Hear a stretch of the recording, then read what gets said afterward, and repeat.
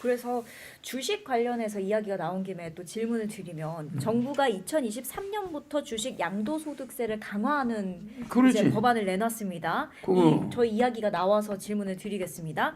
그래서 현재는 한 종목당 10억 원 이상을 가지고 있는 대주주들에게만 양도세 부과를 하도록 했었는데 2023년도부터는 소액주주, 대주주 구분 없이 이제 연간 5천만 원까지만 수익의 비과세 혜택을 주고 수익이 5천만 원이 초과하면 그 초과하는 부분에 있어서는 22%를 부과시킨다고 합니다. 예를 들면 이제 연간 7천만 원 수익 내면 5천만 원에 대해서는 비과세 혜택을 하지만 나머지 2천만 원에 대해서는 이제 22%즉 440만 원이라는 양도세를 내야 한다는 건데요. 그러면 이제 흑경영 후보님께서 보실 때 2023년 22%이 주식 양도소득세를 부과시킨다는 정책은 또 어떻게 보시나요? 주식에 대한 세금은 가능한 한 줄이는 게 좋아요. 주식 시장의 활성화를 위해서. 그렇죠. 말씀하신 대로라면. 그래서 양도소득세를 일정 금액 이상 내는데 그거는 일반 부동산이나 이런 거에 비해서 금융에 비해서 낮아야 됩니다. 왜? 주식 시장의 활성화를 위해서. 정부 지원이 있어도 괜찮은데 거기다가 세금을 너무 많이 물리면 안 되죠. 그래서 그게 홍콩처럼 돼줘야 됩니다. 그래서 전 세계인들이 홍콩에다 법인을 갖다 놓고 홍콩에 사업을 하잖아요. 그 사람들은 잃는 것보다 얻는 게 많아요. 오히려 그냥 무조건 세금을 많이 때리면 기업들이 홍콩으로 밀려가는. 여기가 그쪽으로 옮겨간다는 말씀이시죠. 본사를. 삼성도 얘는 본사를 옮겨갈 수가 있어요. 자, 그러면은 이제 또 주식 시장의 저평가 원인이 되는 것 중에 하나가 상속세가 있습니다. 이 기업을 후대에 물려줄 때 너무 과도한 세금을 물리다 보니까 그 과정에서 여러 가지 편법이 만들어지고 또 그 편법 중에 하나가 순환지배구조 뭐 이런 것들이 있는데 흑경영 후보님께서는 이 현재 상속세 제도를 바꿔야 한다고 생각하시는지 그리고 내 공약에 있잖아요. 상속세 폐지. 상속세는 완전 폐지. 완전 정여세 폐지. 정여를 해도 되고 부모가 자식한테 네. 상속을 해줘도 되고. 네. 그 상속을 왜 세가 폐지되냐면 헌법 정신에 어긋나요.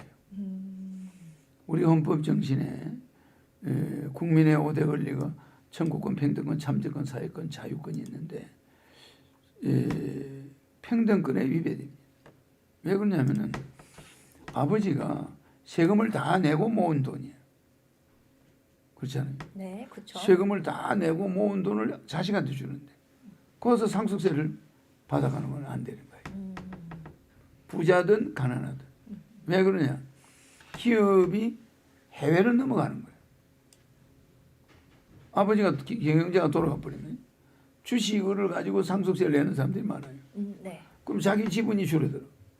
이재용이가 12조가 나왔죠. 12조를 내려면 자기 주식을 팔아야 돼요. 만약 그런다 하면 생각해 봅시다. 그럼 또 지분이 줄죠. 되는 거죠? 그러면 미국과 이재용의 주식 지분은 1% 차이로 왔다 갔다 해요. 그러면 그 어떻게 됩니까? 중국이 노리고 있어요. 위험할 수 있겠네요. 삼성의 지분을 다 가지고 있거든. 그렇죠. 다국적 기업들이. 그러나 이재용의 지분이 줄어들면 우리는 삼성 본사가 미국으로 갈 수가 있어. 그렇잖아요. 그럴 수 있겠네요. 기업 사냥에 걸려들어요. 네. 그러면 이게 어떻게 돼버립니까? 우리는 세금이 확 줄어들어. 우리나라 세금의 30%가 미국으로 가버리는 거예요. 절대 그거 조심해야 돼요. 그래서 상속세 때문에 중간에 아버지가 일고 난 회사가 문을 닫는 경우가 많아. 다국적 중국으로 넘어간 기업 많습니다. 네. 삼성도 굉장히 위험했어요. 그래서 내가 삼성 상속세 폐지 운동을 한참 했죠. 몇 년 했습니다. 네. 자, 상속세, 정여세, 양도세. 요거는 폐지. 양도세는 부동산이잖아요. 네. 뭐 10채를 한 채를 가지던 두 채까지는 양도세 폐지입니다. 왜 양도세 폐지하냐? 1가구 2주택도 양도세 폐지예요. 자식들한테 집을 줘야 될 거 아니에요. 나중에. 상속이거든. 그렇죠. 집을 주는 것도 상속이죠. 그러니까 두 가구 정도 가지고 있는 걸 양도세 매기면 안 돼. 줘야 되니까 나중에 내가 살 줘야 집과 되니까. 자식에게 줄 집이 하나라고 필요하니까. 봐야 되고. 그렇기 때문에 어머니 아버지가 따로따로 살 수 있어요. 서로 사이가 안 좋으면. 그럴 수도 있죠. 아들 네. 여기 살고 부모는 저 살고 네. 아직 상속은 안 된 상태로. 네. 뭐 이런 상태 가족들이 서로 뜻이 안 맞아서 떨어져 있는 경우 있어요. 1가구 2주택 다주택자들. 아무 상관없어요. 상속세 폐지입니다. 또 양도세 폐지고 주택을 매매할 때 왜 양도세 폐지하냐면은 세금 다 내고 모은 돈이야. 그 주택에서 수입이 있을 때만 세금 있는 거지. 가만히 가지고 있는 주택을 여성 혼자 사는데 수입이 없어. 그럼 재산세 나오면 됩니까? 안 돼요. 집 팔아야 돼요. 집에 압류가 들어와. 그래서 양도 집을 팔든 그걸 좀 남는 돈을 가지고 늘려서 가려고 하는데 그걸 싹 뺏어버리면 되나? 절반을. 근데 지금 현재는 다주택자에 대한 규제가 좀 심하게 들어가고 있잖아요. 세금도 많이 물리고 이거에 대해서는 또 어떻게 보시나요? 다주택자들에 대해서 세금을 물리는 거는 그 다주택이 하나의 기업처럼 운영될 때는 세금을 매길 수 있지만 기업체로 운영될 때는 네. 자식이 뭐 많아서 주택이 자식 숫자대로 있는 거는 거기 적용해서 제외해야 돼.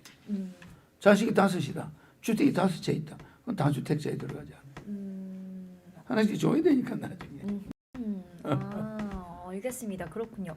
굉장히 저는 합리적인 진보고 합리적인 보수예요.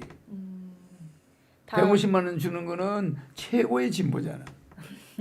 그런데 상속세 폐지, 네. 양도세 폐지, 또 정여세 폐지 이런 거 보면은 또 부동산 보유세 폐지 이런 거 보면은 아주 보수 중에 보수입니다. 그죠? 네. 진보 극적인 아주 극단적인 진보와 극단적인 보수가 허경영입니다.